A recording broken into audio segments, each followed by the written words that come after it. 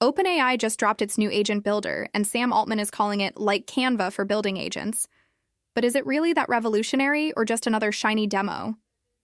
At first glance, Agent Builder looks sleek, clean, and extremely user-friendly, with a visual interface that feels approachable even for non-coders.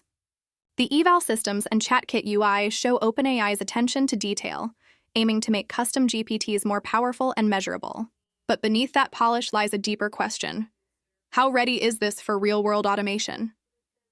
The biggest red flag right now is the pricing mystery. OpenAI hasn't revealed any cost details, and anyone who's been hit by surprise API bills knows how that story ends.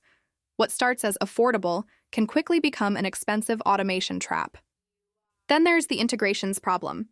Fewer than 100 available right now, which sounds fine until you realize Zapier offers over 5,000. That's not a gap, it's a canyon. Agent Builder feels powerful inside OpenAI's ecosystem but isolated from everything else, especially since it's cloud-only. You can't self-host, you can't move your workflows, and that means total vendor lock-in. Sure, you can run tests comparing it to models like Claude or Gemini, but you can't actually deploy your workflows on them. OpenAI keeps full control. For developers, that's a serious limitation. The real winners right now are early adopters who live entirely in OpenAI's ecosystem and value the GPT-4 optimization and visual simplicity.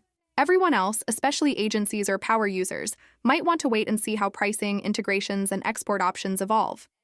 Agent Builder shows promise, but in its current form, it's more a polished sandbox than a true automation revolution.